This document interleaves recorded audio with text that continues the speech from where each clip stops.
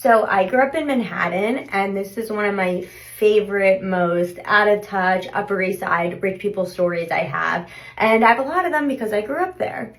Women of the Upper East Side, I don't know how to say this, but they just have like a really hard time enjoying their lives. When they hear about someone enjoying themselves, it becomes the talk of the town. In my case, what my mom became obsessed with, in my eyes, was so uneventful, I couldn't believe it blew up this big. Now, I'm not a therapist, but I think I understand the psychology behind this. But first, let me tell you the story. So it's like a normal day. My mom calls me up and she's like, oh, do you want to get lunch at Sarah Beth's? I'm actually not hungry because I just had a hoagie. And I go, oh my God, it was so good. And she paused and she went, what's a hoagie? A sandwich.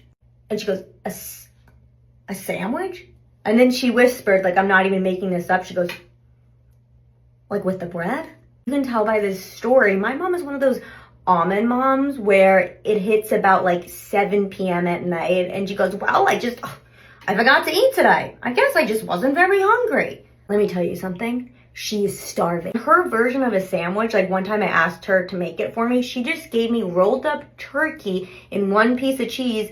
And then she was like, wait, you forgot the best part. And then every few bites would make me dip it in mustard. In my mind, I thought this like hoagie conversation was over. Next thing you know, she's like three-weighing me and my sister into a call being like, no, we can't believe it. Like, we just want to know, like, where did you get this hoagie? Central Park, I would see her friends. The first thing they would say to me is like, oh, your mother is just obsessed with the fact that you ate a hoagie. Like, my cleaners would be like, oh, your mother was in. I'm like, don't tell me the hoagie. They're like, yeah. Somehow this hoagie became like a representation of me as a person. She would get annoyed with me. She'd be like, well, I don't know who you are. You eat hoagies. You live your life like a teenager. I'm like, because I ate a sandwich? I think I figured out the psychology behind what is happening here with my mom. Me eating a hoagie is something that she would never do. It would be like her reaching for her credit card when she was out to dinner with my dad. The true psychology behind this whole thing is that I could enjoy something that would cause her such shame and guilt drove her to insanity, and thus tell everyone on the Upper East Side. So I'm from Manhattan and I have a lot of out-of-touch rich people stories, and this is a new one that I just discovered. This is day 2 of studying rich people at the Rosewood in Santa Barbara. So I just observed these rich kids all day, and they are living a life that you and I did not live. For instance, I'm at the restaurant, okay? And a miniature Winklevoss twins whizzes past me wearing ruby matching Montclair vest. And one is just casually holding onto his mom's Hermes bag as if it's one of those free tote bags you get after a large purchase. And the other one is just like gripping onto a Deer Valley mountain water like it's his Gatorade. And this one kid was having a full meltdown at the pool because the mom wanted to leave. And she goes, you know we come here all the time. We'll be back. For this kid, going to this hotel isn't even at the level of when you and I would go to the Disney-themed hotels once a year with our parents. For him, going to this hotel is like going to his local playground. So I grew up in Manhattan, and this is one of my favorite, most out-of-touch rich people stories, and I have a lot of them because I grew up here. When you have a rich friend, they are going to invite you as their +1 to one of their like glamorous events. And when you agree to go to these glamorous events as their +1, you don't really ask any other questions because you know you are going there for the open bar and the gift basket. In this case, my best friend and roommate at the time said, oh, come to my parents' fundraiser. It's gonna be out east. The gift basket is going to include La Mer face cream and free Birkenstocks. She said, dress conservative. Now, at the time, to like kind of make your outfit a little more funkier, those big glitter hair clips were really in at the time. You know the ones I'm talking about that were like in the side of your hair, and they would say like slay and girl and glam squad. I wore one of those, which was a huge mistake, and I'll tell you why. So I'm at this party, got my giant hair clip in, my big hair out, and I get there drinking some open bar, and I start to realize that the party that I didn't ask any questions about was a fundraiser for a conservative candidate. Talking to all these older men, referring to my friend as, oh, my girlfriend. and they were giving me these horrible looks. Okay, they're conservative, I'm saying girlfriend, I mean, like, that's not anything that crazy.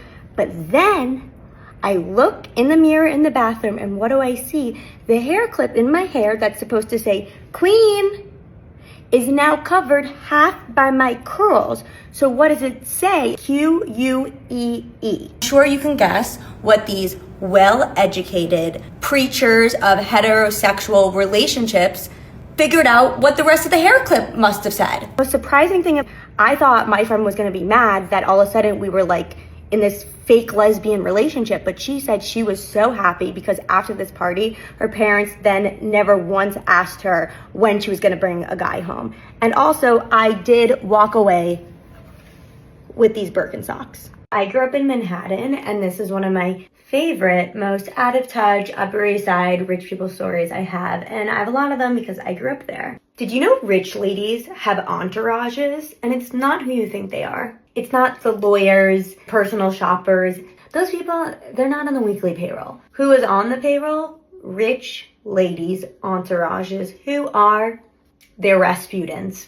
And I'm gonna tell you a story how one of my friend's moms got effed over by one of her Rasputins. But first, let me explain who they are so you can look out for them. The name I'm calling these people Rasputins comes from an actual person named Rasputin, who like in the early 1900s was a mystical healer for the royal family in Russia. But these Rasputins, they've evolved from more than just psychics, feng shui consultants, dog psychics, alternative advisors, non-medical practitioners. And they all essentially do the same thing. They fix a problem that's not like actually a real problem. But to your rich friend, they are geniuses. Before my friend's mom got screwed over by her Rasputin, I went to her to one of these appointments, and it was like even weirder than I thought. The offices are always in some like sketchy neighborhood. The waiting room is just filled with like Buddhas and crystals and like African tribal masks. Never forget, his name was like one syllable off from like a normal sounding name. Jonathan. And he was like, no,